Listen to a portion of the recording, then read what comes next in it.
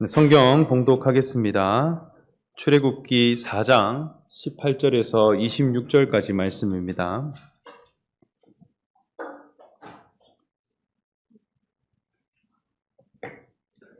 네, 출애굽기 4장 18절에서 26절까지 말씀 저와 여러분 한 목소리로 읽어보겠습니다. 모세가 그의 장인 이드로에게 돌아가서 그에게 이르되 내가 애굽에 있는 내 형제들에게로 돌아가서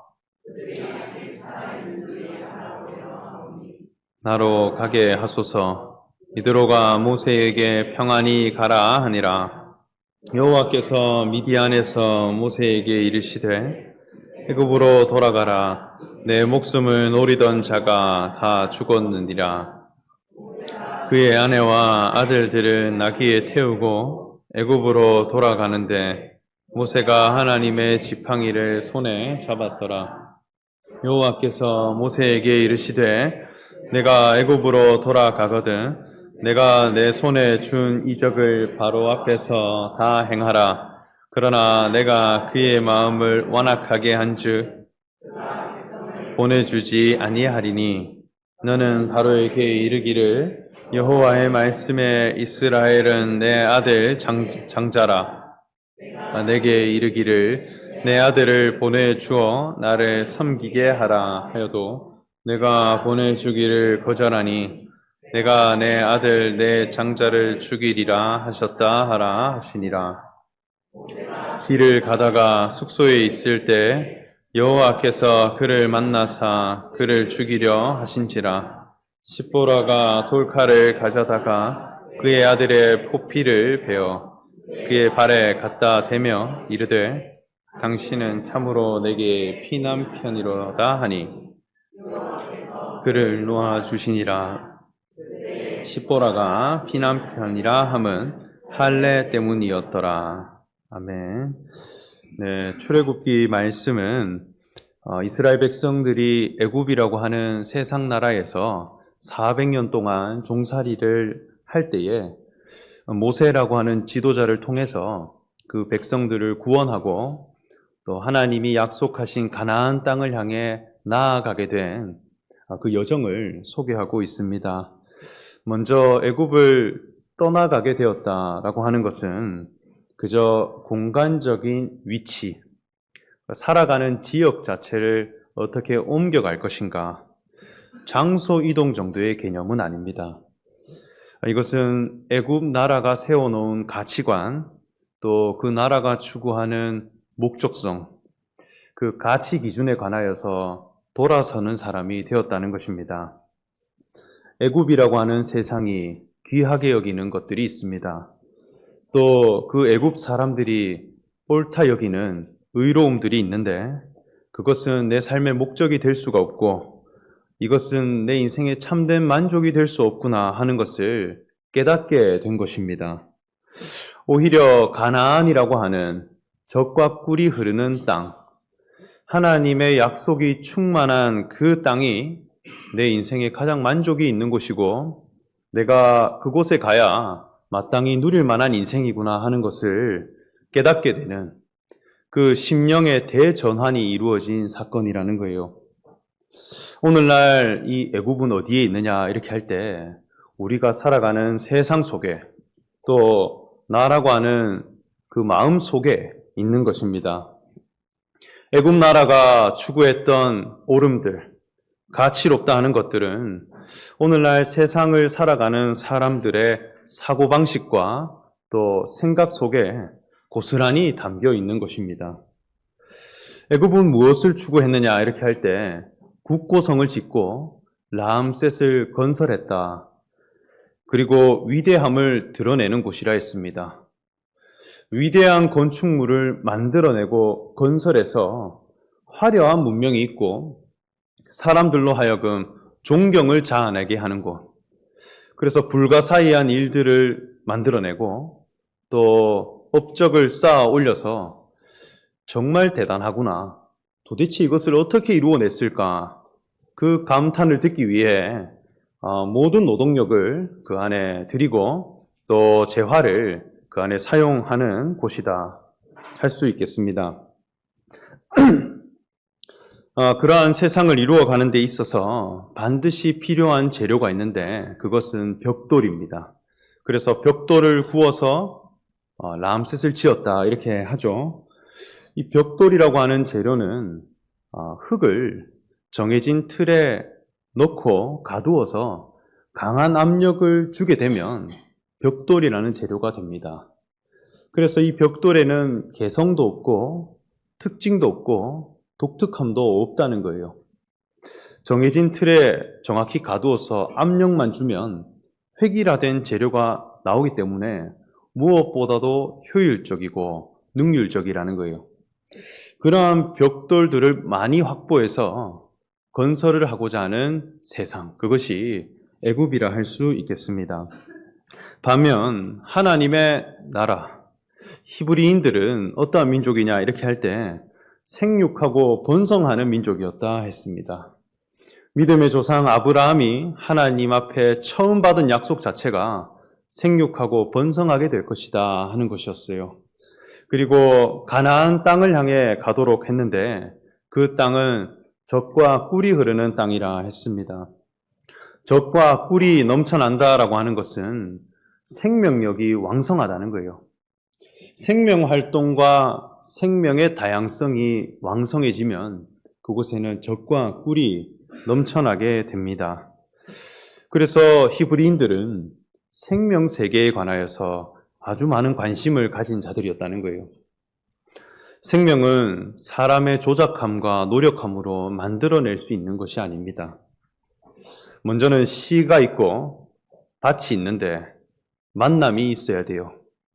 그러면 여기로부터 생명이 탄생하게 되는데 이것은 사람이 뭔가 조작한다고 해서 뭔가 만들어낼 수 있는 그런 세계가 아니더라는 거예요.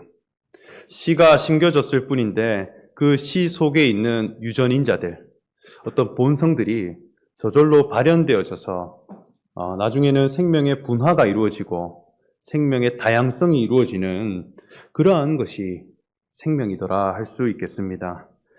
그러니까 애굽이 추구하는 가치들, 히브리 사람들이 추구하는 가치들, 이게 전혀 다르다는 거예요. 지향하는 바가 너무나 다르기 때문에 벗어나야 된다는 거예요. 구분되어져야 하는데 나는 무엇을 옳다 할 것인가? 뭔가를 탈출하고 어디든가를 향해 가려면 선택을 해야 되고 그 전에 내 눈에 무엇이 더 귀해 보이는가라고 하는 가치 기준의 전환이 있어야 한다는 것입니다. 예컨대 분수가 있고 폭포가 있습니다. 똑같은 물들이 모여 있는 곳인데 그 안에 적용되는 원리는 전혀 다른 거예요. 저는 이전에 그 사역지를 아주 큰 신도시에 있는 교회에서 전임 사역을 한 적이 있습니다. 그래서 전임 사역자가 되고 교회 근처로 이사를 가게 되면서 아파트로 이사를 가게 되었고 거기에서 정착해서 지낸 적이 있습니다. 이사를 다 마치고 이 도시가 어떤 곳인지 좀 알아봐야겠다는 마음으로 가족들과 산책을 갔었는데요. 여기서 제일 유명한 곳이 어디입니까? 물어보니 호수공원이라고 합니다. 그래서 정말 큰 호수가 조성되어 있고 그 주변으로 이렇게 공원이 있는 거예요. 도시에 있는 모든 사람들은 그 공원에서 같이 산책도 하고 식사도 하고 동호회도 가지고 그런 곳이었습니다.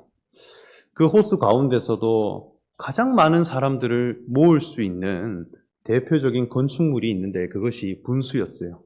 그래서 노래하는 분수라고 하는 것이 있었습니다. 정말 큰 분수대인데 그 주변에 탁 모이면 화려한 조명이 탁 쏘고 또 아름다운 음악을 연주하면서 분수쇼가 진행됩니다. 매일마다 이루어지는데 물줄기들이 세차게 발사되고 또 안개도 나오고 다양한 물들이 막 쇼가 펼쳐지는 거예요. 그 사람들은 그것을 보고 춤도 추고 또 즐겁게 사진도 찍고 또 많이 모여서 행복해 하는데 저는 그 모습을 보면서 내가 진짜 도시로 왔구나 하는 생각도 하고 또 알 수 없는 서글픔과 슬픔이 속으로부터 몰려왔던 그런 경험이 있었습니다. 이 분수라고 하는 것은 물을 조작할 수 있는 기술들이 가득 담겨 있어요, 그 속에. 그래서 하늘 위로 물도 쏘고 또 그 굵기와 방향들도 마음껏 조절할 수 있습니다. 여기에 조명과 음악을 넣으면 더욱 화려해져요. 물을 사람이 마음껏 다룰 수 있다라고 하는 것은 기술의 상징입니다. 여기에는 펌프가 들어가야 되고 또 전기라고 하는 에너지도 끌어와야 하고 모터를 작동시켜서 물을 끌어올리고 발사하는 것입니다. 여기에는 사람이 만들어낸 기술과 조작이 가득 담겨 있는 것입니다. 그래서 정말 잘 만든 도시에는 항상 그 중심에 분수가 있어요. 그 분수를 중심으로 사람들이 모이는 것입니다. 반면 폭포의 아름다움이 있어요. 저는 고등학생 때 수학여행으로 금강산을 간 적이 있는데 그 금강산에 있는 큰 폭포가 있었는데 그 장면이 너무나 아름다웠었어요. 물론 거기에도 강한 물줄기가 있고 안개처럼 얇은 물도 있고 다양한 물의 모습들이 펼쳐집니다. 그런데 그저 위에서 아래로 떨어지는 거예요. 흘러가는 거예요. 거기에서 나타나는 에너지가 엄청나다는 것을 느꼈습니다. 그 폭포 주변에는 나무들이 자라고 있고 깨끗한 물들이 넘쳐나고 꽃과 풀들이 무성히 자라서 다양한 동식물들이 모이게 되는 것입니다. 저의 인생에서도 가장 아름다운 장소가 그 금강산의 폭포였습니다. 똑같은 물인데 분수와 폭포는 다른 것입니다. 분수는 사람이 힘을 들이고 어떤 에너지로 물을 조작하지만 그것은 영원하지 못한 거예요. 그 주변에는 생명이 자라지 못하는 것입니다.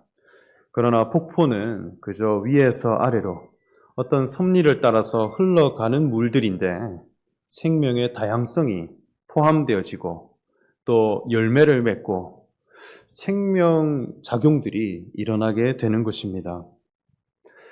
이 모세 역시 애굽에서 왕자로 자랐고 또 히브리 사람들을 볼 때 형제라 여기는 자기 선택이 있었습니다. 무엇이 더 자기에게 소중한 것이었냐 이렇게 할 때 자기를 길러준 애굽 왕궁이 아니라 함께 같은 혈통을 가진 히브리 사람이 나의 형제이고 지켜야 할 대상으로 여겼다는 것입니다. 오늘날 우리도 영적인 출애굽을 해갈 사람들입니다. 거기에 있어서 나는 무엇을 귀하다 여길 것인가? 내 속에 있는 의로움에 관한 기준. 나는 어떤 사회, 어떤 가치를 귀하게 여길 것인가? 라고 하는 내 안목의 전환이 이루어져야 할 것이라 그렇게 여겨집니다. 모세는 이후에 광야에서 지내며 미디안 족속의 여인인 십보라와 결혼을 하고 또 그 장인어른이 되는 이드로라는 제사장의 양을 치며 살아가게 됩니다. 그 양치는 중에 호렙산에서 하나님을 만나게 되었습니다. 하나님의 부르심이 있었고 하나님의 이름이 여호와시다라고 하는 것도 알게 되었습니다. 그리고 하나님께서 주시는 표적과 표징도 경험하게 되었습니다. 그리고 이제 광야에서 다시 애굽으로 떠나가게 됩니다. 이제 진짜로 애굽으로 가서 파라오 왕에게 내 백성을 보내주십시오. 그리고 이스라엘 백성들 앞에 가서는 나를 따라서 가나안 땅을 향해 가자. 이 이끌어감을 해가야 되는 것입니다. 그래서 가족들을 다 데리고 장인어른이 되는 이드로 제사장에게 가서 안부를 묻고 떠나가는 것에 대해 허락을 구하고 애굽으로 가게 됩니다. 모세가 애굽으로 다시 가는 그 여정에는 그 아내 십보라와 모세가 낳은 두 아들 게르솜과 엘리에셀이라고 하는 아들과 함께 이 여정을 가게 됩니다. 그 갈 때 하나님이 모세에게 나타나셔서 다시 한번 말씀을 하시는데요. 우리 본문의 21절부터 23절까지 말씀을 같이 한번 읽어 보겠습니다. 함께 읽겠습니다. 여호와께서 모세에게 이르시되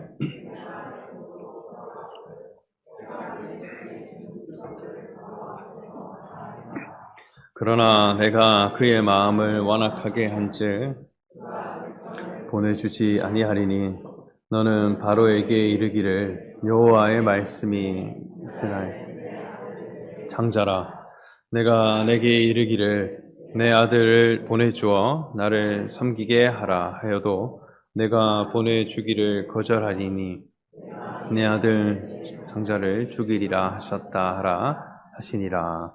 이렇게 말씀했습니다.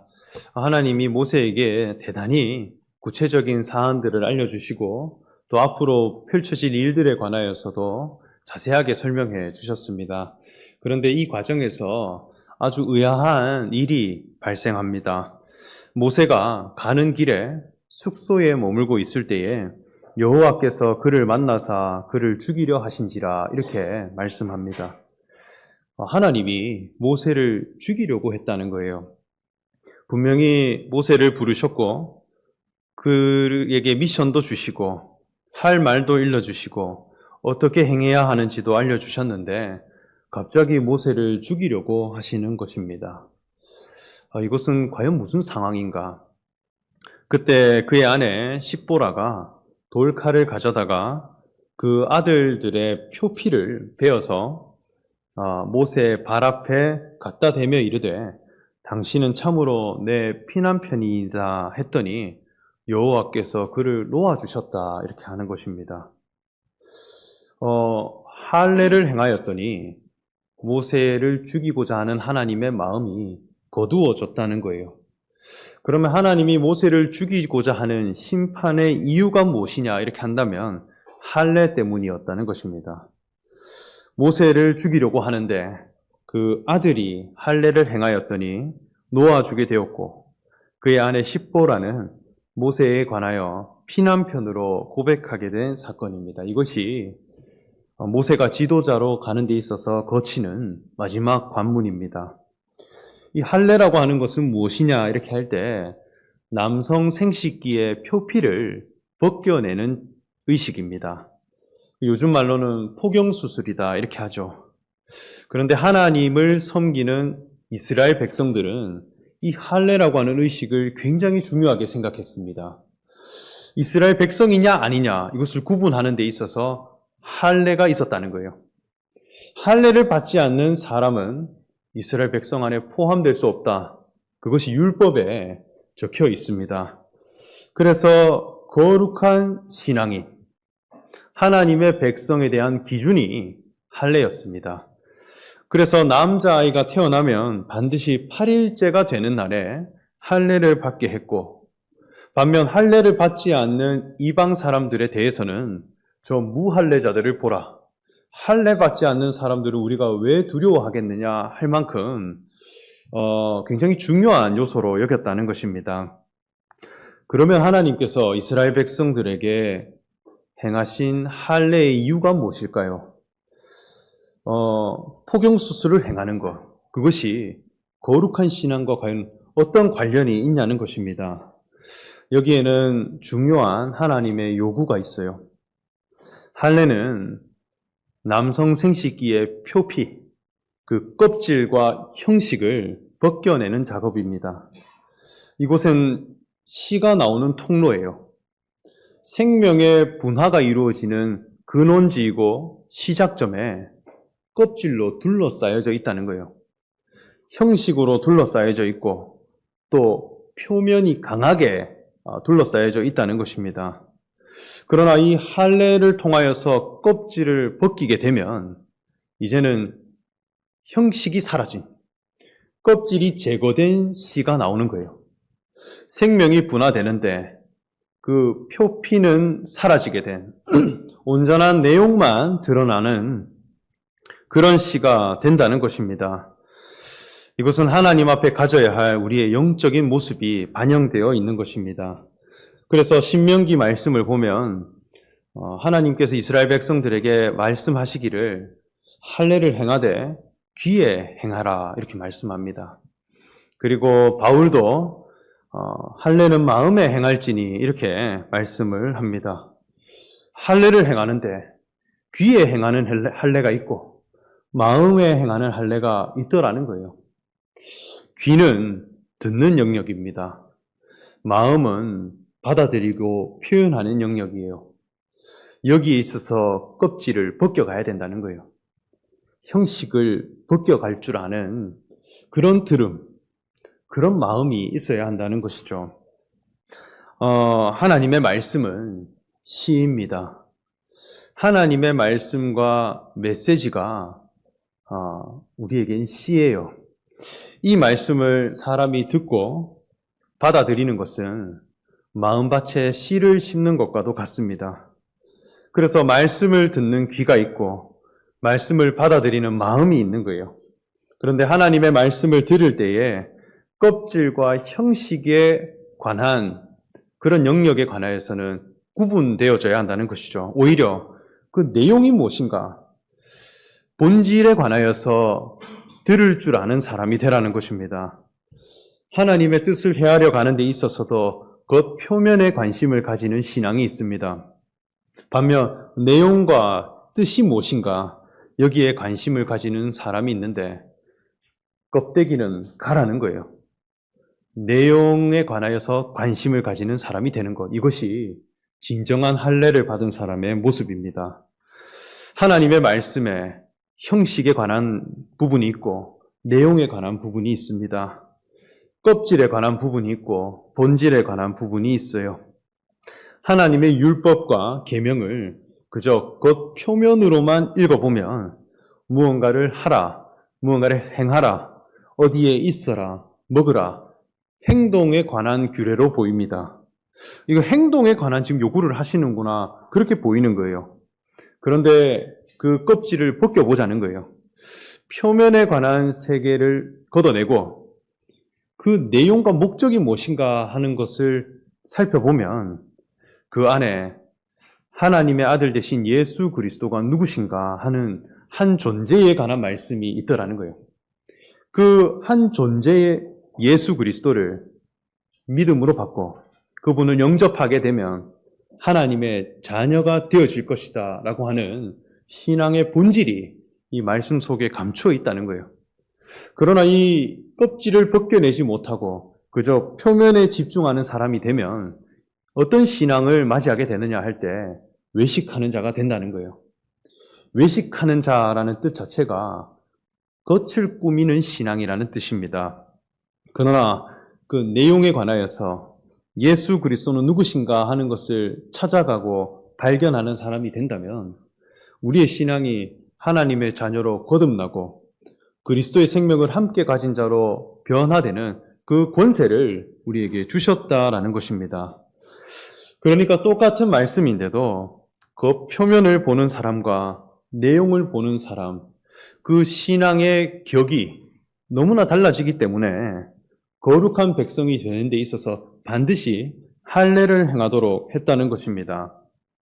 그렇기에 이 할례를 행한다는 것은 형식과 껍질에 관한 것은 제거하고 내용과 본질에 관하여 받아들일 수 있는 그런 신앙인이 되어지는 것, 그런 거룩한 의식으로 여겨졌다 할 수 있겠습니다. 그러면 하나님께서 모세에게 지금 기대하시고 심판하고자 하는 내용이 무엇이냐 이렇게 하면 할례라는 것입니다. 모세의 상황은 어떠하냐 할 때 지금 미디안 족속의 아내를 배필로 맞아들였습니다. 그리고 자기를 통해 낳아진 생명 두 아들이 있는데 그 아들들은 미디안 족속의 피가 섞여 있는 거예요. 하나님의 미션을 수행하러 가는데 그 동행자들을 살펴보니까 미디안 족속 사람들이 섞여 있더라는 거예요. 거룩하신 하나님이고 지금 애굽에 세상을 이기러 가는데 정작 그 멤버 안에는 세상 가치관을 가진 족속이 섞여 있게 되더라. 이 미디안이라고 하는 족속은 이방 민족입니다. 본래 믿음의 조상 아브라함의 아내인 사라가 있었는데 그 사라가 죽고 난 후에 후처로 맞아들인 두 번째 아내가 이 그두라라고 하는 여인이었는데 그 여인을 통해 태어난 아들들이 이후에 미디안 족속이 되었다고 합니다. 이 족속이 가진 이름의 뜻은 다투다, 심판하다라는 뜻을 가지고 있습니다. 그래서 끊임없이 뭔가 싸우고 심판하고 다투는 민족이라 할 수 있는 거예요. 이것을 거룩한 민족이 아니다 이렇게 했습니다. 그래서 사사기 말씀을 보면 이스라엘 백성들을 괴롭히는 미디안 족속들이 있을 때 기드온이라고 하는 사사가 300명의 용사들과 함께 횃불과 항아리와 나팔을 가지고 미디안 족속을 물리쳤다 이렇게 했죠. 이 거룩하지 않은 민족들, 그 족속의 피가 섞여져서 아들들을 낳게 되었는데 그 아들들은 할례를 받지 않았더라 하는 것입니다. 이것이 모세를 죽이고자 하는 이유라는 거예요. 이방 족속의 생각, 이방 족속의 본성, 이방 족속의 사고가 그대로 남겨져 있는 채 미션을 행해가는 것, 이것은 영적 리더로서는 받아들일 수 없다는 것입니다. 이 미디안 족속들은 싸우는 자들인데 껍질에 둘러싸여져 있는, 껍질을 가진 자들로서 싸우는 거예요. 그러면 무엇 때문에 심판하고 싸우는 민족이냐 이렇게 할 때 형식 때문에 그리고 껍질 때문에, 그 표면 때문에, 겉모습 때문에 그것에 화를 내고 심판하고 판단하는 그런 족속이라 할 수 있겠습니다. 우리가 하나님을 믿고 섬기고 또 그분의 말씀을 들어가는 데 있어서도 우리 속에는 여전히 껍질에 관한 신앙, 또 어떤 방법론에 관한 그런 생각들, 그리고 형식에 관한 것, 이것을 중요하게 여기고 이것 때문에 누군가를 심판하기도 하고 다투는 마음들이 있더라는 것입니다. 하나님의 말씀을 내가 들어간다 하지만 그 속에 형식과 그것 표면에 관하여서 내가 섞여 있고 중요하게 여기는 마음으로 말씀을 듣게 되면 내 속에 끊임없는 분란과 다툼과 심판이 일어난다는 것이죠. 교회라고 하는 공동체도 마찬가지입니다. 교회도 하나님이 부르신 자들이고 세상을 향해 가서 세상에 있는 사람들을 구원해야 할 미션을 가지고 있습니다. 그런데 그 내용, 구성원들을 쭉 보면 껍질 때문에 다툼이 있고 껍질 때문에 싸움이 있고 형식 때문에 거룩한 신앙으로 나아가지 못하는 그런 모습들을 정말 많이 보게 됩니다.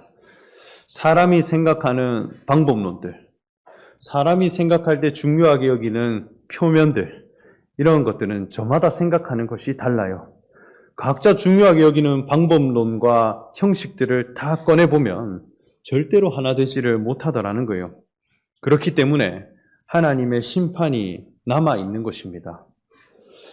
모세의 아내 십보라는 여기에 아주 훌륭한 지혜를 발휘합니다. 하나님의 심판이 우리에게 온다라고 하는 것을 알 때에 오히려 미디안 족속의 피가 있는 아들들의 할례를 행했다는 것입니다. 그 표피를 벗겨내고 형식을 제거해서 모세 앞에 던지며 당신은 나의 피난편입니다 고백했습니다. 이 십보라라는 여인 역시 이방 여인이고 거룩한 백성이 아닙니다. 그러나 하나님의 심판을 마주할 때에 할례를 행해야 한다라고 하는 것을 알고 있었습니다. 껍질을 버려야 하는 구나.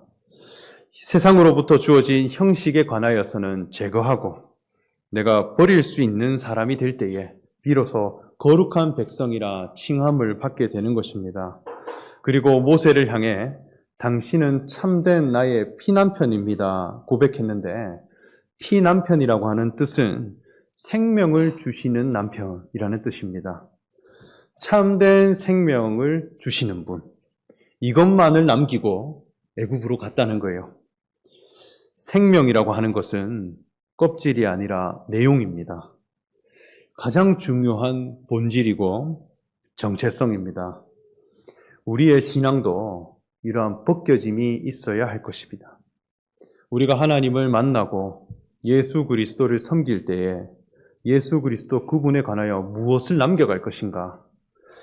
가장 중요한 신앙의 본질이 되는 생명의 말씀, 하나님의 아들이라고 하는 거룩한 생명, 그것을 나에게 주실 수 있는 참된 남편이시다라고 하는 그 신앙의 본질 외에 다른 것은 다 버려갈 수 있는 그러한 시험, 그러한 하나님의 과정, 이것을 분명히 거쳐가는 사람이 된다면 우리가 무사람들로 하여금 하나님의 뜻을 전해가고 선포할 수 있는 거룩한 이스라엘 백성들이 되어질 것이라 그렇게 확신합니다. 이 말씀이 우리에게 교훈이 되시기를 소망하며 말씀 전합니다. 함께 기도하겠습니다. 사랑의 하나님, 이스라엘 백성들에게 할례를 행하라 하신 그 교훈을 우리가 늘 생각하는 자들이 되기를 원합니다. 모세에게 심판을 하고자 했으나 그 아들의 표피를 베어서 참된 나의 피난편이다라고 하는 고백이 있을 때 하나님의 심판이 물러갔듯이 우리 속에 섞여 있는 세상의 가치관들과 형식에 매여서 우리가 다투고 심판하는 그러한 마음들에 관하여 껍질을 벗겨갈 수 있는 그런 지혜를 허락하여 주시옵소서. 그리하여 참 생명을 주시는 나의 남편이다라고 하는 그 본질된 신앙 고백 하나를 가지고 이스라엘 백성들을 구원해내고 세상을 이길 수 있는 복된 사람들이 되게 하여 주시옵소서. 예수님의 이름으로 기도합니다. 아멘. 찬송가 320장 찬송하겠습니다.